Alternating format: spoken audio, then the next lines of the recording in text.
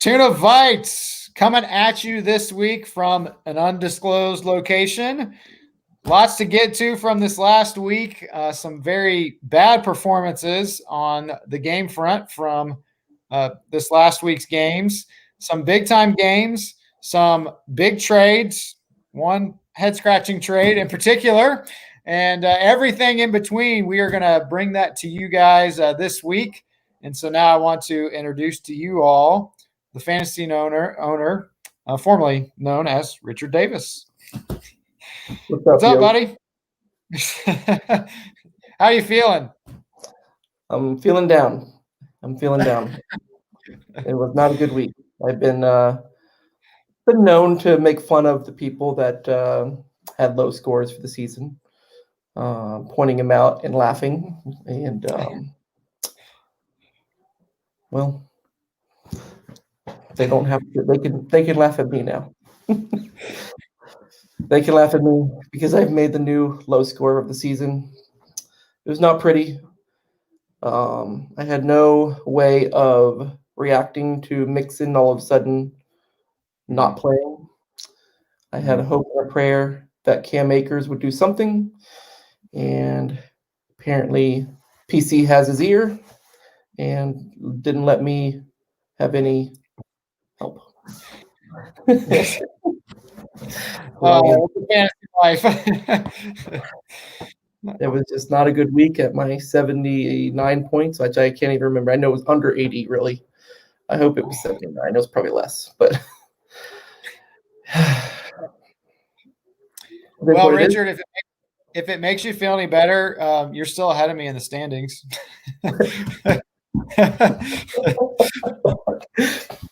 That's true. See, I made you laugh. There you go. See, I did my job for the week. All right. I'm back. I'm back. Oh man, what a time, man! We're halfway through the season, and man, this week, gosh, this is taking a crazy turn. This last week of the season, and so I'm going to let you kind of get us off with your special fantasy take. All right, the good, the bad, and the smelly. The good. Let's start with the good. Trades. The rules for the league have changed for trades, all for the better, and all thanks to myself. No, I'm just kidding. Thank you, commissions, for enacting the rules and allowing voting and allowing the change to happen mid-season. We all know that it's a trial. We all know that we're excited about it, or at least those that voiced their opinion were excited about it. First being that the trades are immediate, and the second being that the trade deadline is moved back a week, which is fantastic. I tell you what, if this immediate trade scenario could have happened last week, you and I would be in different situations as far as players. I believe I would be without DJ Chark, and you would, but just didn't work out that way. Darn you, Cam Akers. Needless to say, he's no longer on my team. I think I let him go. Maybe I didn't. I don't know. I can't remember. Anyway. Cam, you're on notice. What's that? Cam Akers is on notice. You're getting released. Yeah. You heard it here first. But anyway, yeah. So I'm happy that I'm excited that the trade deadline moved back and that the trades are more immediate. I think it'll give us some flexibility throughout the week to be able to do multiple trades if we need to, or if we need to do a last-minute trade like last week with when Mixon all of a sudden went out.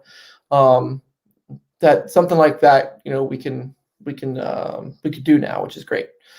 The bad, well, we kind of highlighted the bad. The new low score of the year with the Boondogglers did a great job this week in creating that roster. Or that record. So let's just show the world that little tidbit and how bad it was. 79, okay. Only 161 against me. It's not like the high score or anything. Oh wait, darn.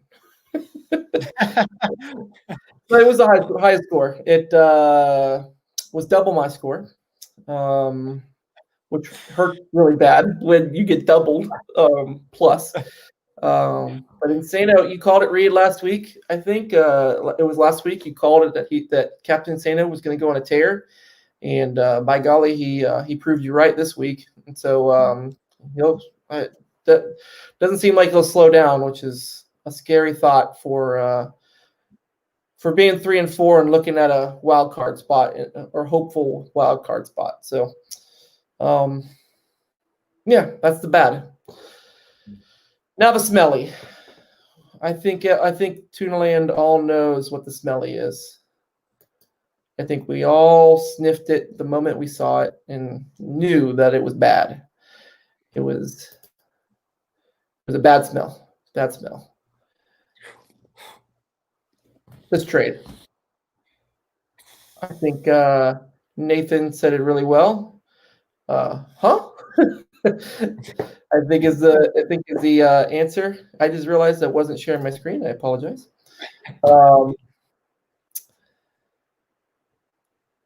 There's no word. No words for this. You and I were talking briefly beforehand, and we didn't understand. The way we saw it is that Josh is tied for 5th in the season or in the league right now at 3-4. We didn't understand the need for him to make this trade. But I'm going to give him the benefit of the doubt, Reid, that he knows what he's doing and he has a plan moving forward. But to me, it seems like he's playing for first pick next year, is what it seems like. But I don't know. I don't want to be too harsh. I don't want to be too mean. But I'm not understanding the trade myself.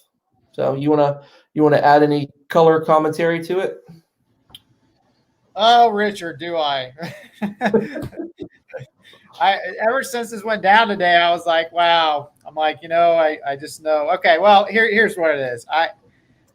So Richard, I think there was a good thing. I think this was a good take. I like, I think the trading, having it immediately, I just want to hit on that because I think that's a good thing. I think most of the league was with it.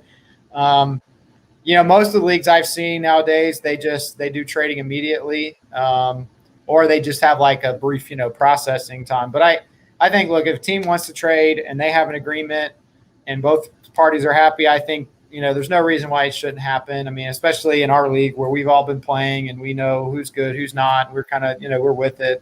So I think that's a good thing because there really isn't a reason another team should have a say. I mean, I think the only thing would be is if like there was, something so like, out there that it was like, okay, they clearly were just trying to, maybe mess with the competitive balance of the league or something. And, so from that standpoint, I think that is a good thing for trading because you're right. We would have, a lot of these, and I was thinking about this last weekend. Actually, I would have had a trade with you, Richard, and I probably would have had a trade with Aaron as well on Saturday. He was trying to decide on a trade, and it got passed. It was just too late because, the way it was before, if you didn't get the trade in by Friday, you didn't have a chance to trade for that Sunday. And I don't know, this year we're getting a lot earlier information on a lot of injuries where they don't even wait till Sunday. You'll see Saturday. They'll say, hey, so-and-so is just out. And so now we have the capability where if you or I get news on a player, we say, okay, it's Saturday, they're out. I need to make plans. Maybe you can make just a little quick trade, to kind of help you. And so it makes sense to me. I think it's going to benefit. I think it's going to encourage more trading because, before you only had that little window. And here's the other thing. Here's the other thing, Richard, that, that I was kind of annoyed about was that, you had to make Thursday night games. So you'd get done with the week after Monday, you're on Tuesday. So then it was like, okay, well, I either got to make a trade Tuesday if I want to go Thursday. So that was always a hard thing to navigate. Was Thursday, just the time frame. So now we can just, we have the ability to kind of just say, hey, I can make a quick trade. Everybody's happy and I hopefully encourage it. In terms of this trade, I know we'll get to like the other trade, maybe John, but like in terms of this trade, I'm just, it's a head scratcher. I don't really understand it. From Jonathan, awesome deal for him. I would go out on a limb. We'll talk about it a little bit later in the show, but I would go out on a limb to say that he's probably the favorite right now with that kind of a trade. But from Josh's standpoint, I don't get it because first, he, like you mentioned, he's in contention at 3-4. First of all, he's playing Donald this week. They both have kind of the last couple of weeks have been kind of the two that we've been looking at for a possible wild card. So he's playing him this week. If he wins this week, he's in much better shape. I would even go as to say with Dwayne, Dwayne's leading. He's 2 games back of Dwayne. But Dwayne's team has gotten really banged up. I don't know if anybody's taken a look, but he's been dealing with a lot of injuries. And that's not a knock on Dwayne. Yeah, not a knock on. I'm not knocking on Dwayne. Yeah, I'm not knocking on Dwayne. I'm just, I'm looking at it and saying, okay, he's got a lot of guys that are hurt or banged up. So I think there's opportunity for, as you mentioned, for Nathan get on the streak. Josh. I just didn't understand that because to me this is like saying, hey, I'm surrendering the season.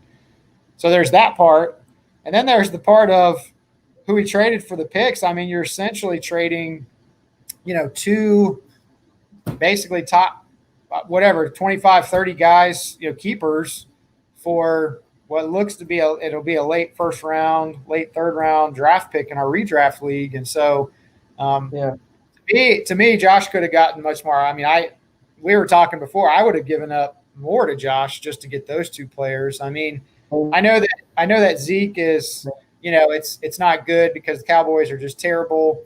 But I mean, long term, it's still Zeke. And next year is going to be different. They're not going to be they're terrible. They don't have a quarterback. Their offensive line is banged up.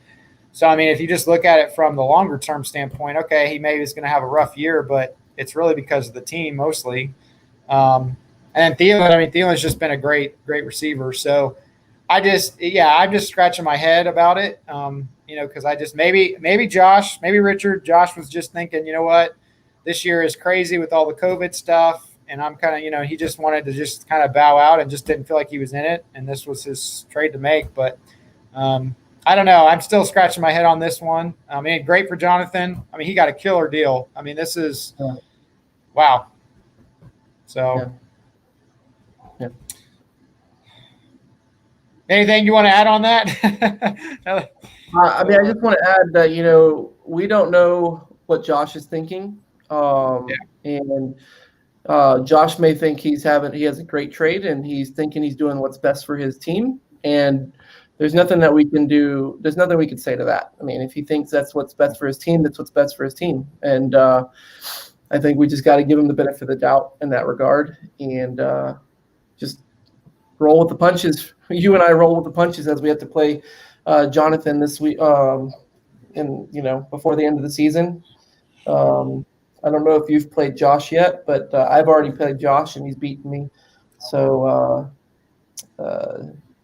that's all I can add on, I think, at this point. I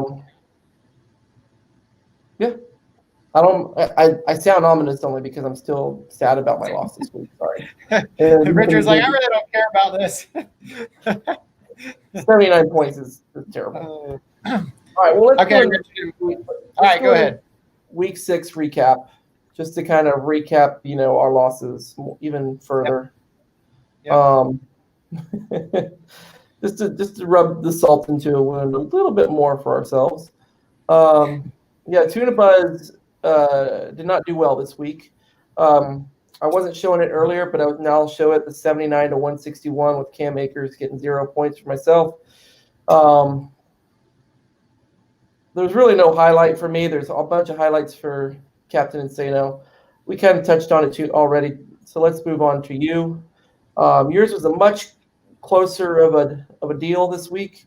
I'll let you comment on it because I think you have some words. Richard, I do have some words. I'm since I can't, my team struggles to score points this year. It's just it's very challenging for them, and so when I put up a score that is one of my better scores of the season, I kind of was excited. Actually, we talked about this last week. Dwayne had a lot of late games. He had like Sunday night, Monday. It was something like 6 of his guys were in the last 2 games of the week. So I felt pretty good based on his early players, and but going into Sunday night, I was like, okay. I was looking at his players, and I was like, really, the only player that I really honestly was concerned about is like is Tyler Lockett. He's probably the one that could score the most. Yeah. But little did I know that he was going to have the best game so far of the season for any player, with 53 points, and single-handedly took me down. I mean, Dwayne really didn't have anything great other than his performance. And, kudos to him. I mean, that's what you need. I mean, you need guys who can have crazy games like that. But, that was tough. That was a tough loss because I thought I was going to get back on the win column, and, but it was not to be. Not to be. I mean, not to point out, not to make it worse for you, but Dwayne's team outside of that 53 points from Lockett looked very similar to mine. Like, it's not much different. It's a little bit better, but not much different. And so it's you replaced that 53 with 0, and you got my score. So it's I mean, it just that's a heartbreaker because that's going into Sunday night. And you're thinking, okay, he's got one more player. I'm up quite a bit, but who knew he was going to score that much? I mean, that's incredible. So, yeah. But hey, that put Dwayne 5-2, and it's good on him. And all right, let's go on to John Mack and Bruce. This week, for them, it was the lackluster type of week. Unfortunately, from the scoring perspective, it looks. It doesn't quite look like a blowout. 97-113 is. I feel like that's a close game, even though it doesn't. It's almost 20. It's not 20. 16-point difference. But hey, that's to me that could be Tyler Lockett today, and you're back into the winning column. So, I mean, Joe Burrow. If we want to highlight one player in this whole thing, Joe Burrow on John Mack's team went nuts, which is awesome to see the rookie show up and do something this week, which is great for him. Yeah, for sure. Well, this is kind of like what we kind of expected. Although it's a lot closer than I think we were thinking going in. So, so Bruce is still hanging tough. The Kansas City scored 43 points, and Patrick Mahomes got one of those touchdowns. I mean, I don't know what's going on with Kansas City this year, but Mahomes, they're winning, so you can't fault them. But Mahomes just seems to be not as Mahomesy as he has been in the last couple of years. So him and your quarterback have been really struggling, and last 3 weeks mine has been really struggling. I mean, 3 weeks in a row with Josh Allen has been rough for myself. So it's kind of weird what's happening right now. So all right, well, let's go on to Jonathan and Aaron. And poor Aaron. I mean, it's like he's. I mean, it's the second highest score of the week. I mean, that's what 7 weeks in a row where he's either the first or second highest score scored against him. I feel bad for him. I do. At the same time, I think it's hilarious. Because it's not me. But I am only 1 point ahead of, or 1 week ahead of him as far as wins versus losses. So I can't laugh too hard. But wow, I mean, both scoring really well. Just Jonathan having the high scoring week. Yeah, Aaron, it's gotten really just this season. It's wild. With Aaron, I mean, Michael Thomas, obviously the big news. He, pulled his hamstring. Thought he was finally going to get him back. Aaron Jones didn't end up playing. I mean, let's be real. If Aaron has, Michael Thomas and Aaron Jones, he's going to win. I don't think there's any doubt about that. He'd been scoring a lot of points as is, and he still scored 136. It's just this kind of run for Aaron of just terrible luck is just it's been crazy. And Jonathan, it was a big win, for him because he had some guys that didn't really have good games. Davis had been great, and this was the first kind of dud game. And Metcalf really didn't do anything. I mean, Kittle was kind of so I mean, for Jonathan, the points he did, guys came through with Murray and Godwin, of course, and the Bills defense. So, Jonathan, great win for him. And of course, now with the trade, this just further boosts him up. And so I think from a standings perspective, real quick, him winning this week puts him 2 weeks ahead of you and I for our division. And so that's a big win for him. Yeah. Well, and that's why this week really did turn, for us, with the losses. I was thinking about that. It wasn't just like, I said, okay, lost. Well, then Jonathan won. So then, and I'm fighting, and you're the same too. We're fighting with points. We've got Jonathan's up there in points. And so, that becomes the other battle that, it's easy to say, okay, well, we're a game or 2 games back of somebody. But then if you're fairly behind in points, then you got to make up ground and not just the win column, but the points. Right. And, that can be tough. And Jonathan, here's what's tougher for you and I, Richard, is that Jonathan, this week he was looking like, he has some guys on buys and injuries, so it wasn't looking like this week was going to be necessarily a high-scoring week. And then he gets this trade today. Well, now it looks way better. So, just when you think maybe, hey, he's going to get a lower score this week, now he's really boosted up. Credit to him. He's not staying complacent. He's going out and he's trading and he's trying to better his team still. So kudos to him for not sitting still on that. Yeah. Yeah. Well, and I think he needs to. I think if you're in a position, to go for it, go for it. He did that last year. He did the big trade with McCaffrey, and he just fell short of the playoffs. But now he's in a better position. Even, when he made that trade last year, that was kind of like, he really had to turn the season around, and he did. This year, he's in a great position already. So, that's going to be interesting to watch his team down the stretch, and scary at the same time. Yeah. No, it's going to be I'm with you. All right, let's go on to PC and Josh. I wish Josh would have played like this when it was against me. And maybe this is why Josh traded away. Maybe he was just tired of Elliott scoring lower than expectations. I don't know, but it is disappointing to have a 5 points from your what's supposed to be a top 3 running back of the year.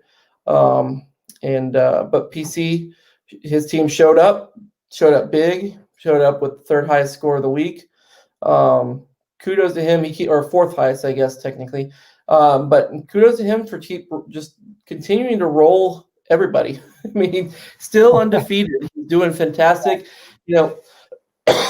We're commenting on Jonathan and how well he's doing, or how well his team is looking for the future. But he's still got to face up against PC, because PC is scoring fantastic amount of points. I didn't look at what his average score is, but it's got to be equal to the average score against Aaron. That's how amazing those two statistics are. It's got to be close, because PC's been doing fantastic with the scores each week. So kudos to him. Yeah, I think something interesting to note. Gosh, what do you say about James Robinson? You talk about, find of the year, pickup of the year, whatever. He was undrafted, wasn't even in our draft. He's been one of the top running backs, this year. So who could have seen that? And again, Tunavites, it's why we say the draft is very important, but it's not the end all be all. That's why you got to stay kind of on it and just seeing, kind of some things before, like with the situation with Jacksonville, with that, how that all unfolded. And, kudos to him for just taking a flyer. Hey, I'll pick up James Robinson. And then he just turns out to be this awesome running back. And, and then of course, when you have studs like Devontae Adams, who just, put up what he did, it just carries them. So PC's 7-0. Now, Richard, I looked this up. I in our record book, which we don't have in our record book, we don't have like, they weren't giving me like, each week, like what people's records are after so many weeks. Mm-hmm. But how I did find this, so this is where I'm going, is I looked at win streaks. I was kind of looking at, they have like the longest win streaks in the record book for that. And I know I've never started out, even, years I've been good. I've never had starts like that. I believe we've had somebody start 7-0 before. It probably was many years ago, but we've never had anybody unless somebody wants to speak up, I don't think anybody's ever started 8-0. Maybe Josh, he had a record breaking year many years ago, and had a great championship game. Not, he likes for me to bring up, but I don't know. Maybe I think we've had 7-0. I don't think we've ever had 8-0 before as far as a start. Maybe we've once, but he's got a great opportunity to go 8-0, and we'll talk about previewing this week. So, man, he's just steamrolling. So, wow, it's been impressive.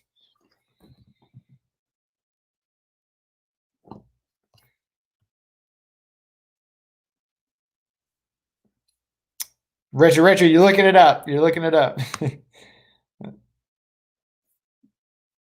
Richard, you still with us? Yeah, I'm still here. Sorry. Okay. I had the cough, so I muted myself. Oh, and then okay. We had that awkward silence, and I was like, okay, did we lose Richard?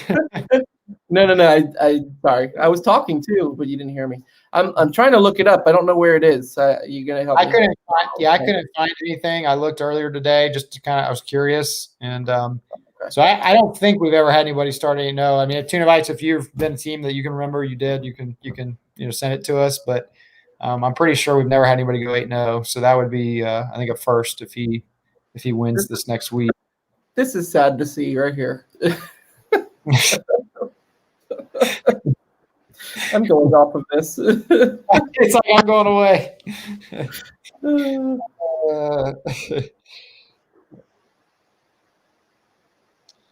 All right.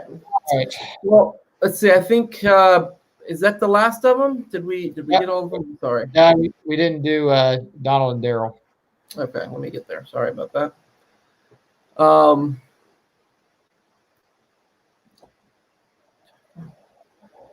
Very competitive game. Donald and Daryl.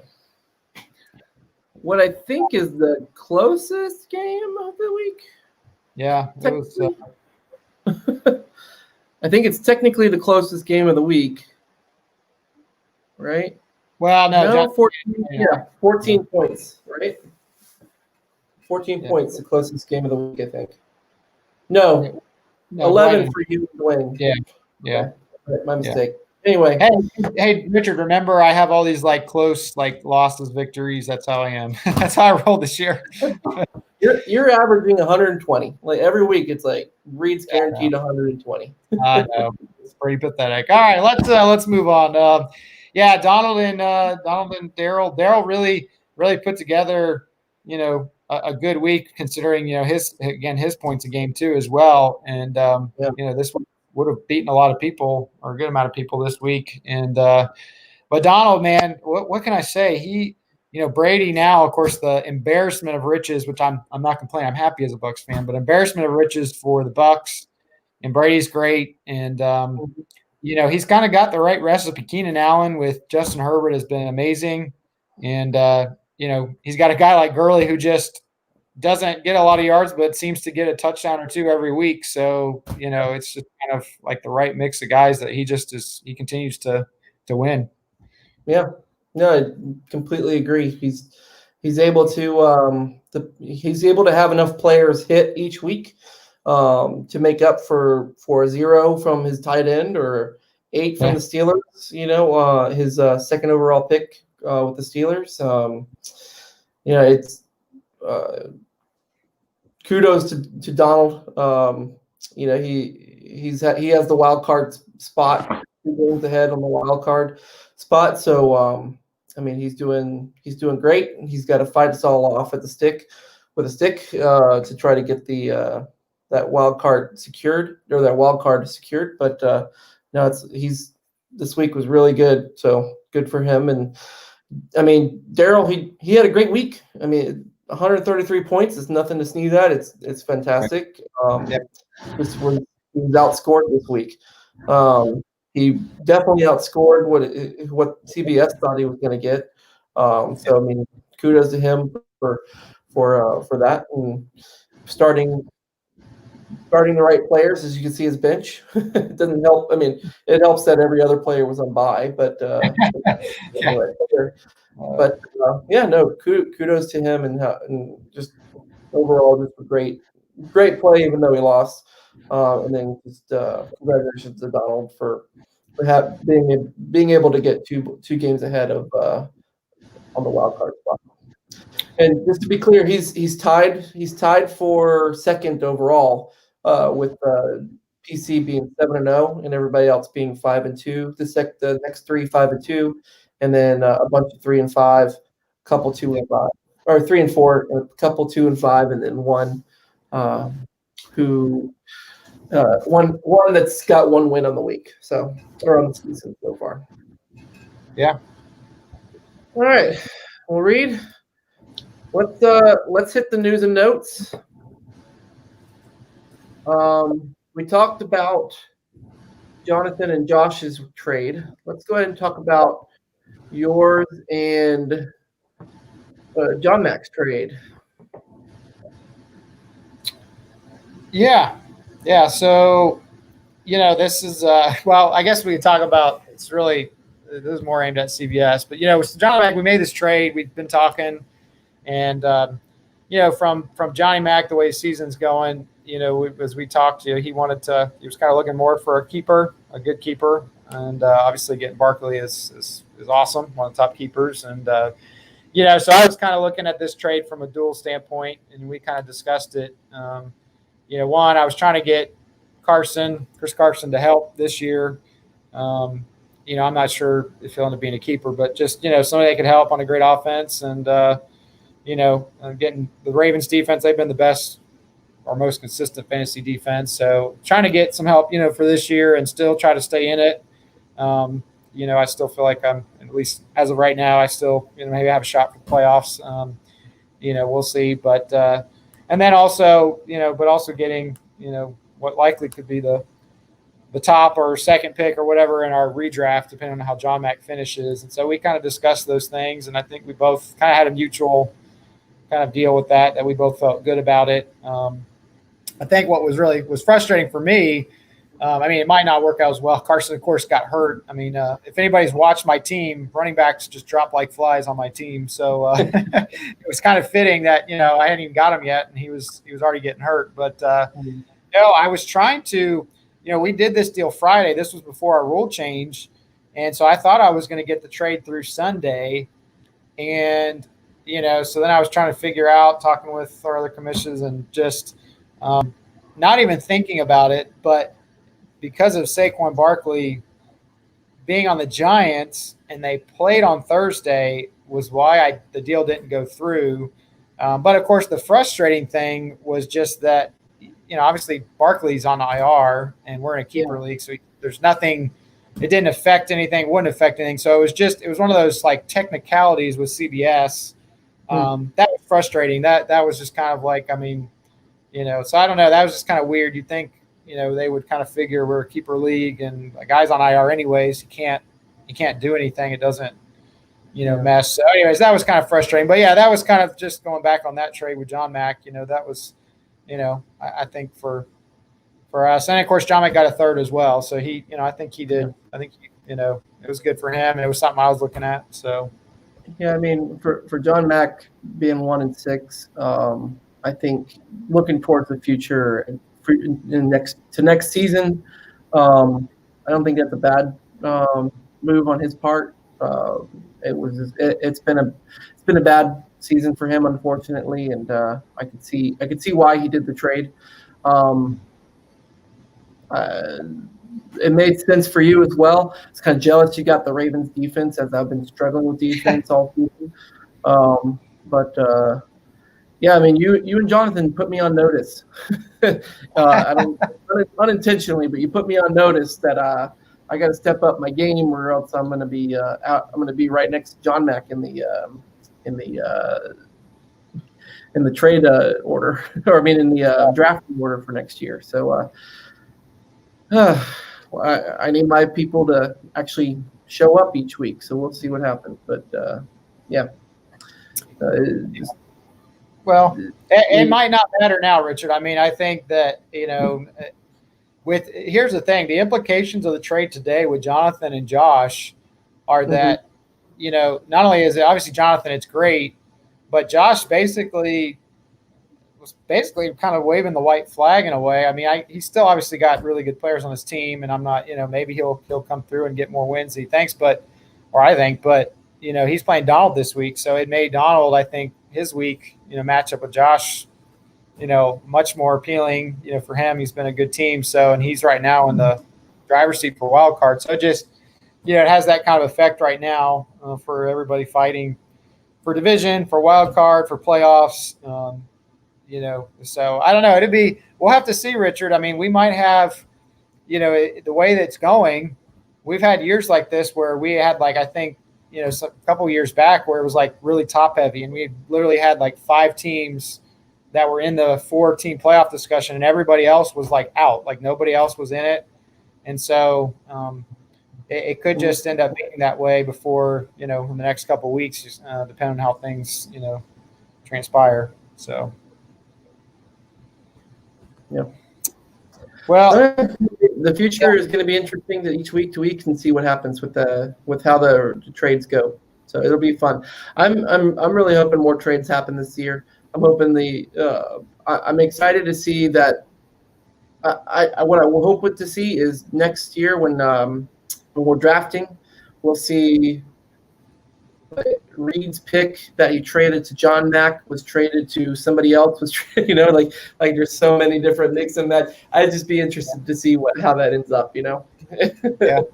Well, I will say this: I am not, like, when I did that John Mack trade. I mean, my thinking was that I'm going to trade more. Like I fully anticipate one way or another, whether I'm trying to buy in or sell, I'm going to be willing to wheel and deal, whether it's draft picks or keepers or whatever it is. I'm certainly, I'm open to that. One thing, Richard, I do want to bring up, and this is something for the league, and I'm hoping we can maybe get some clarification. I posted on our league feed, and Aaron actually had brought it up on your post about, just making the trades immediate. But one of the things is extending the trade deadline.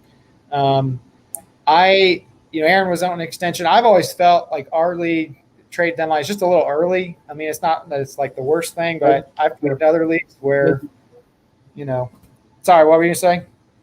No, I'm agreeing. Oh, okay. Yeah, I just, other leagues I played in, it's usually been later, like at least like third week in November, somewhere around in there where it's a little bit later in November.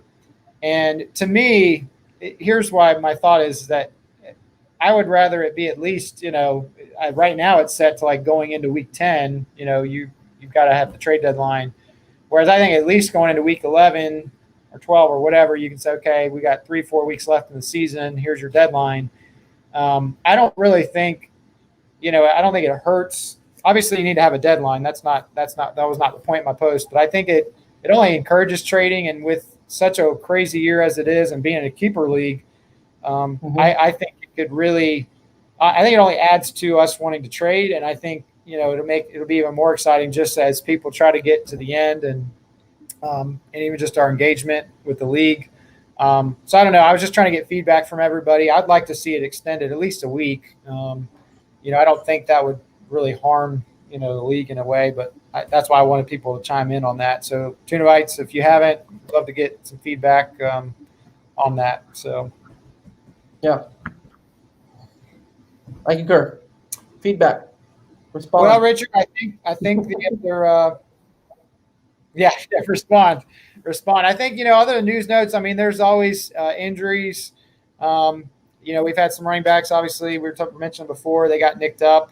It has been an absolutely brutal year for the running back position. I mean, we always have injuries. We talk about it every year. Running backs are more susceptible to getting hurt, but man, running backs have been taken out. I mean, good running backs so much this year.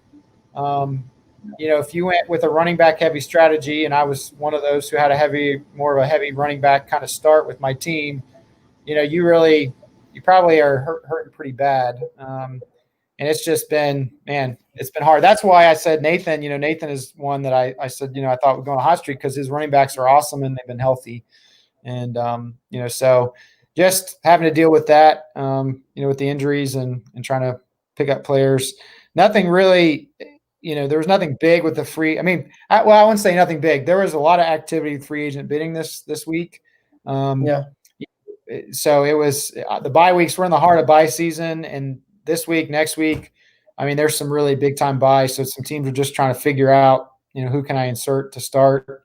So it was a pretty active week in free agent bidding. It was. It was. I used all my fab to get the Colts. So I have 0 You're fab now, but he's all in. I'm all in. I needed something. I needed it. Colts were doing really well, so I was like, I got to get them. And as I was hoping for was enough, so that's all I had to bid. So it was $2 extra. So that worked out for me. So I'm happy. Yeah. To be honest, as I was on vacation this past week. I really didn't get to watch a lot of the games or any of the games this week. So I kind of just saw the scores and saw what people did. I'm not too. Maybe you're gonna have to kind of talk through Jermichael Hasty for me because I'm not really sure what the draw is there. It's kind of a surprise name to me.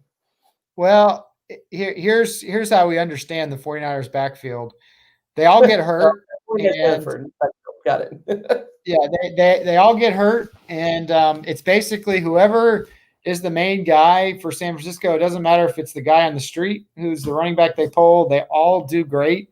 It's just like, but the crazy thing is, it's like don't expect it to last but a week. I mean, Jeff Wilson last week was the next man up, and he's scoring 3 touchdowns. And you're probably, man, it's amazing. And then he got hurt. So I guess Hasty seems to be the next guy up for this week. And I guess for Bruce, hey, I need a running back. So I guess for him, even just for a week, it's worth the price. I don't know. I guess that's it. I mean, the San Francisco, their running back, whoever it is, always does really good. It's just none of them can stay healthy, and it always changes. So it's tough to predict. So. And just for everybody to kind of see, this is what the fab looks like, where I'm at 0. I wish we could change trade fab dollars. I wouldn't mind having some back, to be honest, but that's not a function. So it is what it is. But you can see some have a lot of money still to get the waiver wire. They're holding out for that last guy that might show up. That'll be awesome for the team. I mean, and then some of them, the reason they have so much is they didn't need to do anything. They've been doing great. Donald hasn't needed to bid on anybody because his team has been winning. I mean, and I don't see a reason why he would want to pick up players off the waiver. So, yeah. And then other people, I suspect that the reason that they haven't spent a lot is because they keep getting overbid. So, it's the process of learning everything, Yeah.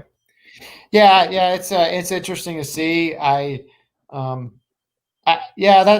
think I would have less money. Like I have 60 more than I thought I would have. A couple weeks ago, I thought, I'm going to go through, and then I haven't been as enthused. Depending on where my team's at with guys and who's available, and I missed out on. As we discussed, I missed out on some early bids in the season. Otherwise, I'd have a lot less money. I think that's part of it. And, if you're a team that's doing really good, again, you can sometimes afford not to have to go out there and use it. Or it's just a bad week. Like for me, I wasn't really that excited about this week, but I was in a different position than other people where, some teams had some really bad injuries and buys, and they're like, man, I got to get somebody who's going to do decent. And, it just depends on everybody's preference. But I guess I was surprised. I looked at this week and I was like, I don't think there's going to be much happening. And then when I saw Wednesday morning, I was like, man, it was really busy. I mean, everybody was really putting in a lot of bids on different guys, and it was pretty widespread. So it was good. I mean, I like that it is active, and I look forward to always seeing it, whether I'm putting a bid in or not. I'm always like, all right, who's bidding on what? Yeah. That's fun. That's why I was like 25 on a player. I don't know who this is. What did I miss this weekend while I was on vacation? But Yeah. So okay, that makes sense now. I get it. All right. Well, let's go on to week 6 predictions, Reid, unless you have anything else that you want to talk about. News and notes. All right. Nope. Let's move forward. The first game we're going to talk about this week is going to be Josh and Donald. We've been touching on it all as we've been talking about the trades and talking about Donald this week and how well he did this week. I don't know if there's really much we want to add to this. No. I think it'd be. I think the scoring, or I think the projected winner is correct. It's going to be a surprise if Josh wins this week. Especially, he did trade for Gibson, which is not it's a starting running back, but it's a starting running back that's on bye this week. So he can't even play Gibson this week, unfortunately for him. Yeah, I mean, I don't know if you want to add anything. Yeah, I don't. Donald's really well positioned. I mean, you got Gurley's going up against one of the worst rushing defenses in the NFL tonight. And, so he should get more touchdowns and have one of his better games. Donald, we didn't talk about this before as much this week, but we did last week. But, he's Clyde Edwards-Helaire. We saw a little bit. He's going to have to deal with Le'Veon Bell sharing that backfield. So, it does put a little bit of a damper on him. But, he's still going to be great. And Donald has great matchups. Josh has got Carlos Hyde, and he's iffy for this week. You did bring up Gibson, and this really, I'm going with Donald for this week, but I do want to just touch on Josh because we're looking at his team. I really believe he still has a chance to win games. He's still got some really good players. And you mentioned Gibson, so I will just throw this out there for Josh, and maybe this is what Josh sees, but Gibson is one of those guys, there was a lot of hype going into the season with him. And we've seen parts where Gibson, he can just, he can have some good games, or you'll see hey, he gets a great start. His biggest thing is he's on a bad team and he's splitting carries. They still give all these other guys carries, but Gibson has that potential that maybe he could be a guy that in the latter part of this season after his bye week, where maybe he does, start to really meet the hype, because right now he's just kind of plug and play guy. But maybe, for Josh, maybe he ends up being, a guy who takes off, and then, Josh is like, man, maybe this guy's a keeper. You just never know. So I will throw that out there. Maybe that was something Josh was looking at, in this trade. So yeah. All right. Well, let's go on to the next one. We're going to do Daryl and Jonathan.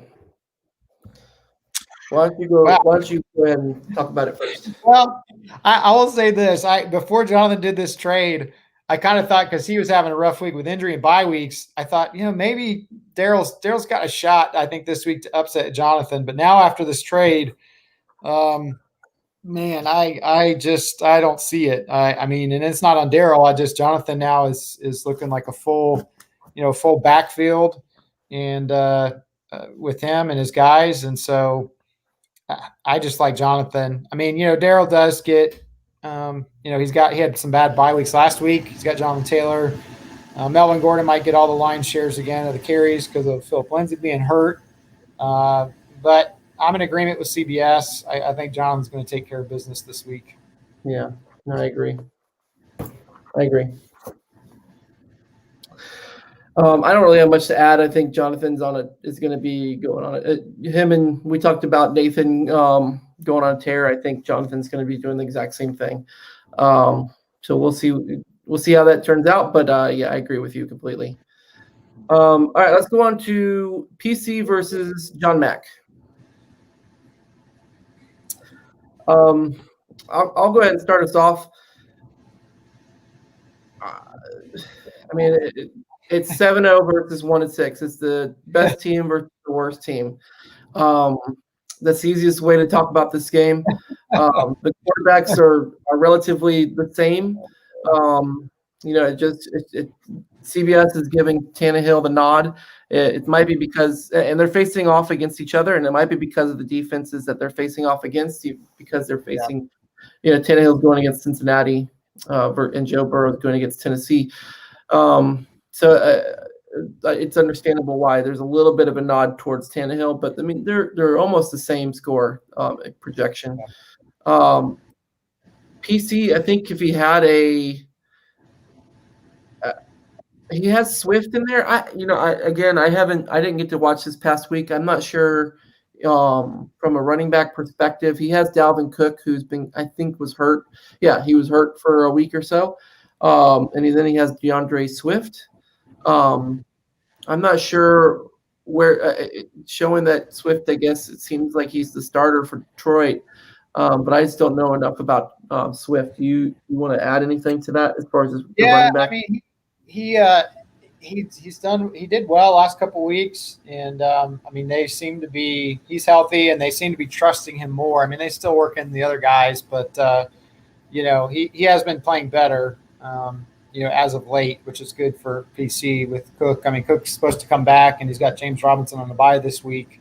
But yeah, I think that's really it. I mean, look, this for John. I mean, this would be the greatest, upset in our regular season that I can ever remember if John Mack was able to pull off, a victory. I mean, the way that, PC 7-0. I mean, he is just torching through everybody, and I mean, I'm going with PC. I told you I'm not going against him until at least he gets a loss, or you get the playoffs. But so I'm going with PC. I don't really have much to add. I mean, this is a huge mismatch. I'm with you. I'm following the same track. I'm going to pick PC until he loses. So until we're wrong, it's basically the way we're going to keep going with him. All right, well, let's go on to Nathan versus Bruce. CBS is projecting Bruce to win this week. I mean, Bruce has not been a bad team.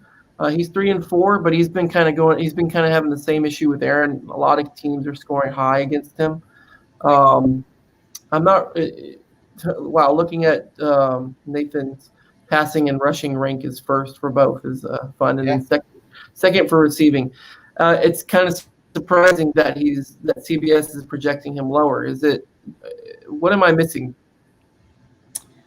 Yeah, I'm surprised by that. I think part of it with Bruce is, I mean, they're giving 30 points for Mahomes. I don't care what player it is. I mean, I know it's quarterback, but 30 points is a lot. They're playing the Jets, so they obviously think he's going to just have a monster game, and he should. But I will say, if because the Jets are so bad, it kind of makes you wonder, if the game gets out of hand, maybe he doesn't do as good. But I mean, he should. I mean, he's probably. I mean, I would bet 30 points on Mahomes, but. No, I think because Bruce's receivers, I mean, they got a little bit more, and the tight end, I think, is the big difference. I mean, Waller has a good matchup, and he's been great. And, I mean, Nathan's defense is only projected for 8. I see that he's got the Saints on the bench. They're at 16 points, so I'll be curious to know if he actually changes them out or if he's just going to stay with the Bears.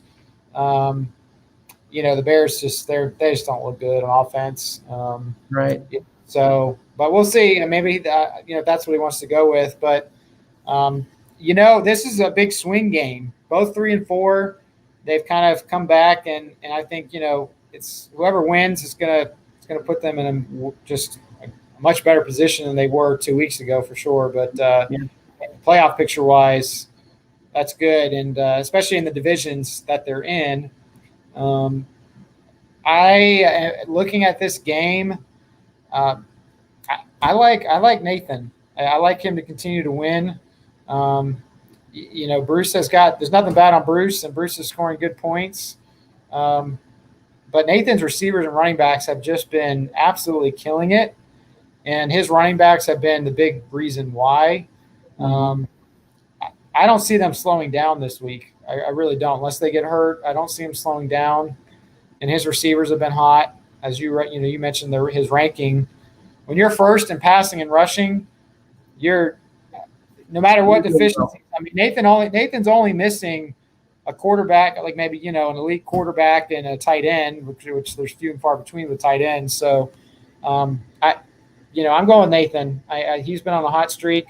It wouldn't surprise me if Bruce wins because Bruce has got some great matchups, and of course he's got great receivers as well. But I still like Nathan to continue winning.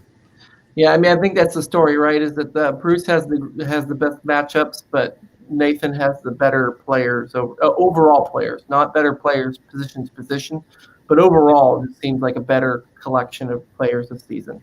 So yeah, it'll be interesting to see which prevails between the two kind of mindsets, really, right? Do you play what's better? Is it the players or is it the matchup? So I think this will be a cool, interesting test for that.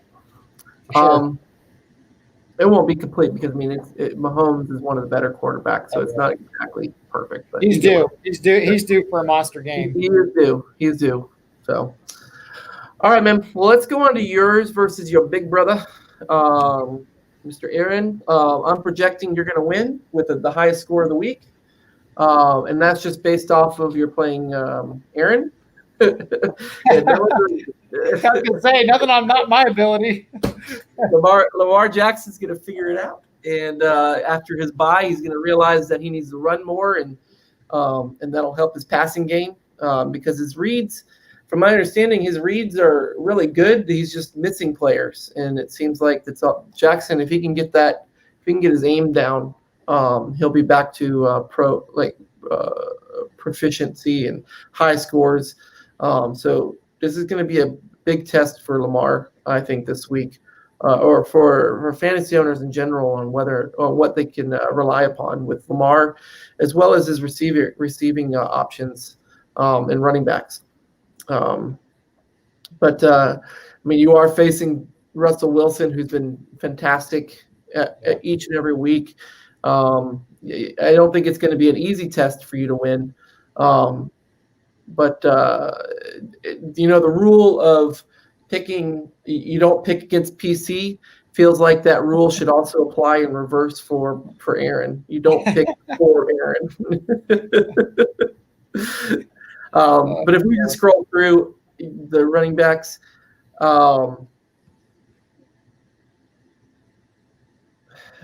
sorry for the silence. It doesn't look close. Kareem Hunt definitely has the nod overall, but he has Aaron Jones, which I'm surprised to see only 9 points projected for Aaron Jones. I understand it's Minnesota, but Green Bay. Minnesota's defense from a passing perspective has not been good this year. I could see Aaron Jones getting involved in that way, but maybe it's a more of a Jamal Williams like you have scenario. So that's a fun little let's see what happens. I didn't notice. I don't know if you did that on purpose, but that's awesome. And Aaron, hit me up when you want to trade me Stephon Diggs, because I really would love to have my Josh Allen, Stephon Diggs stack. I'm going to put Stephon Diggs as the winner. I've actually picked both. The wide receivers for Aaron is going to overdo. Is going to do more than what your receivers can accomplish. Reid. Like I said, I think it's going to be a close game as we scroll through all the different players. I think Rashard Higgins. He's kind of the replacement for OBJ, correct? Yeah, he's kind of the guy that kind of stepped in last week. Yes. So it'll be interesting to see if he can continue doing the work for him.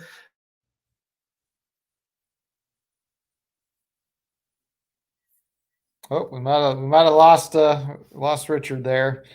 So we didn't get his prediction. Well, here's my thoughts on my matchup with Aaron this week. Okay. It's always great when you play your brother. And, for Aaron and I, it's been a pretty rough season. So how am I feeling about this? Well, let me just say this, and I'll just kind of tack on what Richard was talking about. Aaron Jones did not practice. He's not practiced yet this week. He didn't practice today, so that's why his points are down. It's looking like Jamal Williams is going to get another start unless Aaron Jones shows up to practice, tomorrow. If he doesn't, I don't think he's going to play. The Packers take a cautious approach. It's a good thing for me. And also, just of note, Michael Thomas is yet to practice. So his status is very much up in the air. So that definitely has big implications for Aaron and our game. Clearly, I'm kind of in a tough spot. Mike Williams was a total bust last week, and I've got Fuller on a bye week. So it's not the best week for me in the receiving core other than DJ Moore. So, it'll be interesting. Aaron, if there's ever a week I'm going to get the win, it's going to be this week against Aaron. And if not, this is what I would tell Richard if he was with us. But, I probably, if I lose to Aaron this week, Tunavites, I'm probably pretty much selling. So, those that are in contention, I'll be calling maybe to sell my team off for the year. But, we'll see. I think Aaron, the same thing. It's kind of a make or break week, I think, for him. Just he's 2-5. He's got to basically almost win out to really get to the playoffs. He's got the points, so he's got to start a whole big long win streak. We'll see what happens with that game, and Richard didn't even come back with us. So Tunavites, I guess I'm going to finish the show, and I'm going to do my take because I think we covered everybody's game this week. And so hopefully I didn't miss anybody's game. And I think this was it. So here's my take for the week, Tunavites, even though it doesn't say on the screen, just so you know. Now Richard's the one who does it, okay? He's the brains behind all this. I'm just a whatever. Okay, so my take for this week has to do with trading, but this has to do with trying to make a trade and trying to figure out, we're in a keeper league, and you're trying to figure out, okay, I'm in, I'm not in, I'm trading a guy who is a keeper, I'm trading draft picks, looking at that. I think our league overall is getting really, really good at kind of understanding, hey, our redraft, when you trade a pick, when you trade a player, you can only keep so many players. I think that's good. But I think one thing that is really, a couple of things that are really helpful, and this is really easy, Tunavites. It doesn't take but 2 seconds for you to do this. Okay, CBS has a trade value chart. Fantasy Pros has a trade value chart, and I'm sure there's others. Yahoo, I'm sure that has one. Mostly, if I look at one, it'd be CBS or Fantasy Pros. You can literally just Google them, and it'll come right up. You just say Keeper League rankings, or sometimes they'll say Dynasty, kind of the same thing. So when you're making a trade, you can look at a trade value chart. So in-season trade, CBS comes out with weekly. So currently where players are standing on the weekly trade value chart. And, that is where, you can see, hey, this is what this player's value currently is. Obviously, if a guy gets hurt, it's going to go down because it's in-season trading.